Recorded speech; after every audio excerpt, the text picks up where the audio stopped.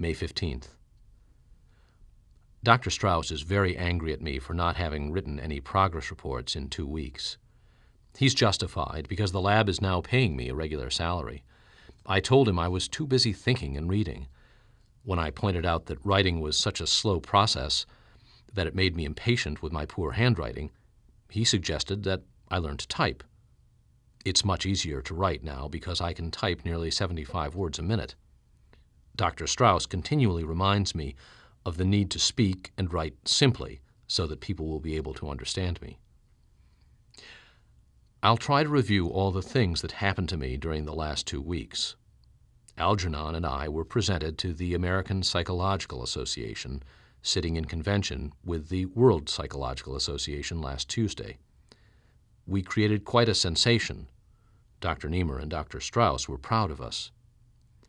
I suspect that Dr. Niemer, who is 60, 10 years older than Dr. Strauss, finds it necessary to see tangible results of his work. Undoubtedly, the result of pressure by Mrs. Niemer. Contrary to my earlier impressions of him, I realize that Dr. Niemer is not at all a genius.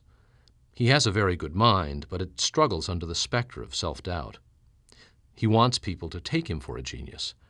Therefore, it is important for him to feel that his work is accepted by the world.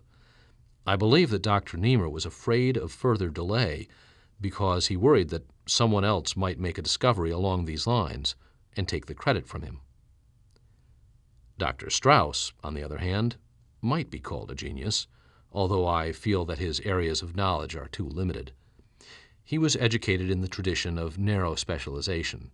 The broader aspects of background were neglected far more than necessary, even for a neurosurgeon. I was shocked to learn that the only ancient languages he could read were Latin, Greek, and Hebrew, and that he knows almost nothing of mathematics, beyond the elementary levels of the calculus of variations. When he admitted this to me, I found myself almost annoyed. It was as if he'd hidden this part of himself in order to deceive me, pretending, as do many people I've discovered, to be what he is not. No one I've ever known is what he appears to be on the surface. Dr. Niemer appears to be uncomfortable around me. Sometimes, when I try to talk to him, he just looks at me strangely and turns away. I was angry at first when Dr. Strauss told me I was giving Dr. Niemer an inferiority complex. I thought he was mocking me, and I'm oversensitive at being made fun of. How was I to know that a highly respected psycho-experimentalist like Niemer was unacquainted with Hindustani and Chinese? It's absurd when you consider the work that is being done in India and China today in the very field of his study. I asked Dr. Strauss how Niemer could refute Rahajamati's attack on his method and results if Niemer couldn't even read them in the first place. That strange look on Dr. Strauss's face can mean only one of two things. Either he doesn't want to tell Niemer what they're saying in India, or else, and this worries me, Dr. Strauss doesn't know either. I must be careful to speak and write clearly and simply so that people won't laugh. May 18th. I am very disturbed. I saw Miss Kinnian last night for the first time in over a week. I tried to avoid all discussions of intellectual concepts and to keep the conversation on a simple, everyday level, but she just stared at me blankly and asked me what I meant about the mathematical variance equivalent in Doberman's Fifth Concerto. When I tried to explain, she stopped me and laughed. I guess I got angry, but I suspect I'm approaching her on the wrong level. No matter what I try to discuss with her, I am unable to communicate. I must review Wrostad's equations on levels of semantic progression. I find that I don't communicate with people much anymore. Thank God for books and music and things I can think about. I am alone in my apartment at Mrs. Flynn's boarding house most of the time and seldom speak to anyone. May 20th.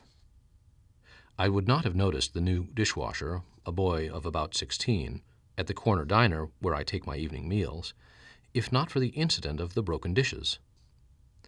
They crashed to the floor, shattering and sending bits of white china under the tables. The boy stood there, dazed and frightened, holding the empty tray in his hand. The whistles and catcalls from the customers, the cries of, "Hey, there go the profits," "Mazel tov," and, "Well, he didn't work here very long," which invariably seems to follow the breaking of glass or dishware in a public restaurant, all seemed to confuse him.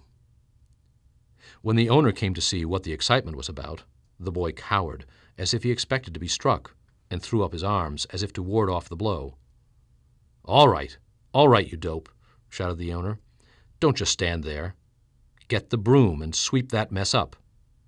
A broom, you idiot. It's in the kitchen. Sweep up all the pieces."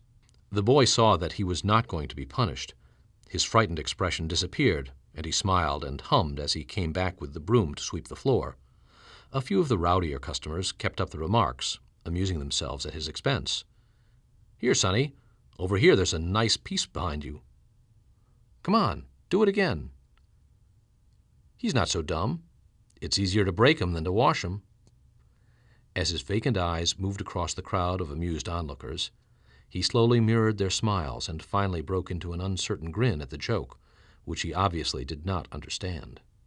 I felt sick inside as I looked at his dull, vacuous smile, the wide, bright eyes of a child, uncertain but eager to please. They were laughing at him because he was mentally retarded. And I had been laughing at him too.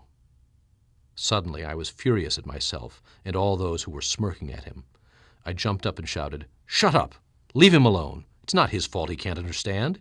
He can't help what he is, but he's still a human being." The room grew silent. I cursed myself for losing control and creating a scene. I tried not to look at the boy as I paid my check and walked out without touching my food. I felt ashamed for both of us. How strange it is that people of honest feelings and sensibility, who would not take advantage of a man born without arms or legs or eyes, how such people think nothing of abusing a man born with low intelligence. It infuriated me to think that not too long ago I, like this boy, had foolishly played the clown. And I had almost forgotten. I'd hidden the picture of the old Charlie Gordon from myself because, now that I was intelligent, it was something that had to be pushed out of my mind. But today, in looking at that boy, for the first time, I saw what I had been. I was just like him. Only a short time ago I learned that people laughed at me. Now I can see that, unknowingly, I joined with them in laughing at myself. That hurts most of all. I have often reread my progress reports and seen the illiteracy, the childish naivete, the mind of low intelligence peering from a dark room, through the keyhole, at the dazzling light outside. I see that even in my dullness I knew that I was inferior and that other people had something I lacked, something denied me.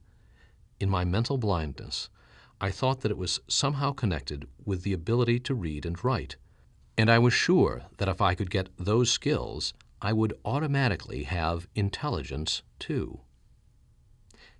Even a feeble-minded man wants to be like other men. A child may not know how to feed itself or what to eat, yet it knows of hunger. This, then, is what I was like. I never knew. Even with my gift of intellectual awareness, I never really knew. This day was good for me. Seeing the past more clearly, I have decided to use my knowledge and skills to work in the field of increasing human intelligence levels. Who is better equipped for this work? Who else has lived in both worlds? These are my people. Let me use my gift to do something for them. Tomorrow, I will discuss with Dr. Strauss the manner in which I can work in this area. I may be able to help him work out the problems of widespread use of the technique which was used on me. I have several good ideas of my own. There is so much that might be done with this technique. If I could be made into a genius, what about thousands of others like myself? What fantastic levels might be achieved by using this technique on normal people, on geniuses? There are so many doors to open. I am impatient to begin.